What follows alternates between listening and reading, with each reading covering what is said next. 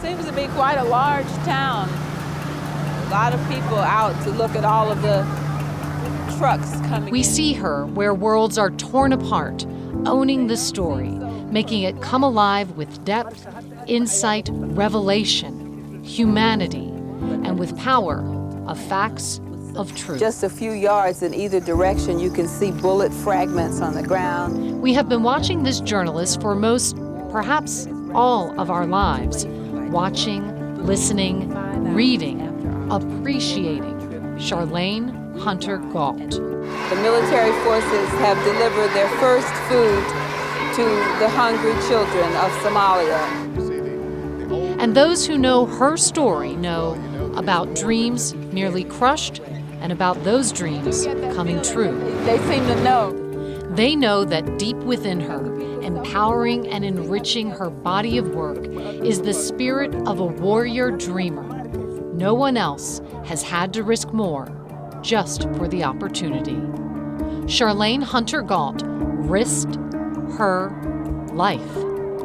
January 9th, 1961, Athens, Georgia. 18-year-old Charlayne Hunter-Gault of Atlanta, determined to be a reporter and insisting on attending a top journalism school, walked with fellow Turner High School star student Hamilton Holmes past the University of Georgia's hallowed arch, across the all-white campus and into the academic building.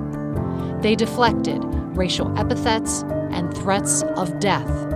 They dodged bricks and bottles hurled at them, and they integrated UGA.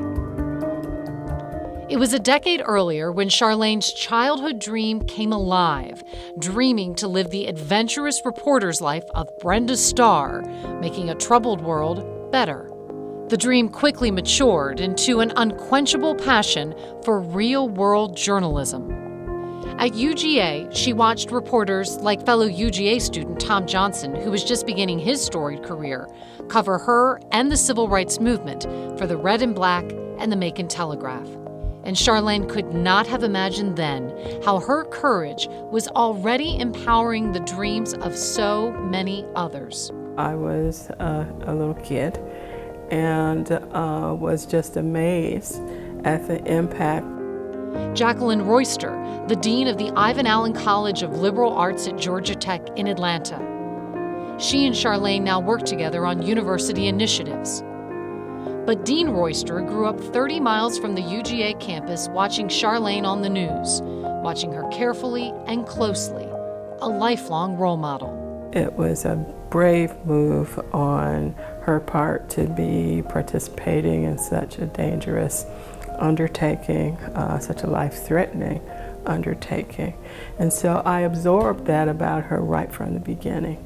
I thought she was literally a hero.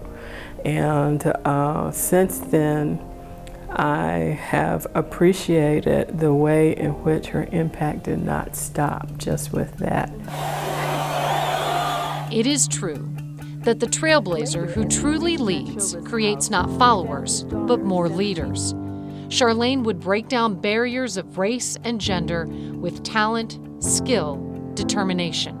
At The New Yorker, at WRC-TV in Washington, D.C., at the New York Times, becoming Harlem bureau chief, and along the way, convincing the paper of record to stop using the word Negro. Growing, evolving, she took on new challenges, blazing more trails as anchor and correspondent for MacNeil Lehrer. What do you hope to where some of the best learned from her. I was so fortunate to have Charlayne to look to when I first joined the NewsHour, and I continue to marvel decades later at her high ethical standards and her lack of patience for anything but the best. Charlayne, I am so proud to call you not only a valued colleague, but a good friend. Charlayne supported civil rights organizations and outreach campaigns, honoring the work of others, encouraging them. Here in 1980, presenting an award to Atlanta journalist Alexis Scott at the National Urban League Coalition Conference in Washington, D.C. She's remained close to UGA, guiding journalism students. In 1988, 25 years after she graduated, she became the first African American to deliver a UGA commencement address. As this now hellaciously hot and dusty day lumbered on slowly, so did any resemblance to the 20th century. Charlayne has reported from around the world, documenting the devastation from the unending civil war in Somalia, helping expose apartheid in South Africa. She was one of the first journalists to interview future President Nelson Mandela after his release from prison. In the build-up to today's historic vote, And she was there to show us the transformation to majority rule, South Africans voting for the first time in their lives. Then she joined NPR, and Peabody judges, she has received 3 Peabodys, said her dispatches simply soared. And CNN, hired by her fellow UGA alum Tom Johnson from nearly 40 years earlier. Journalists across the globe united in respect and appreciation for Charlayne Hunter-Gault. You've walked through many doors, Charlayne. You've walked through those doors at the University of Georgia. The police helped. Years later, many of us walked through other doors at other universities because you took that risk. You walked through the door of the New York Times. Many years later, many of us did the same thing because you took that risk. By the time you got to public broadcasting, first at PBS and then at NPR, you were striding through doors, flinging them open and daring anyone to keep you out.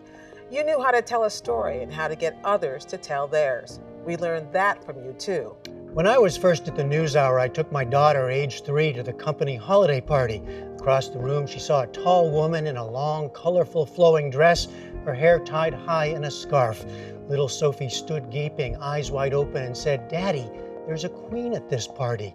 She then followed you, Charlayne, because of course it was you. She followed you around the rest of the night. And why not? I feel like I too followed you around, and what a ride and privilege that's been. You were part of history that I read about in Calvin Trillin's An Education in Georgia. You were a colleague who showed all of us what it was like to be there as history is being made, notably in your remarkable reports from South Africa and around the world. Charlayne has written 4 books, and at UGA, the academic building where she and Hamilton Holmes enrolled amidst so much resistance, the building now bears their names. You just voted. How was it? It was great. It was like a dream. For most of our lives, we have watched Charlayne Hunter-Gault report not just stories. We have watched her life tell us the singular story of personal courage, the warrior dreamer, fighting to become a journalist, to change the world for the better, succeeding beyond her wildest dreams, so others could see and make their dreams come true, too. Charlayne Hunter-Gault.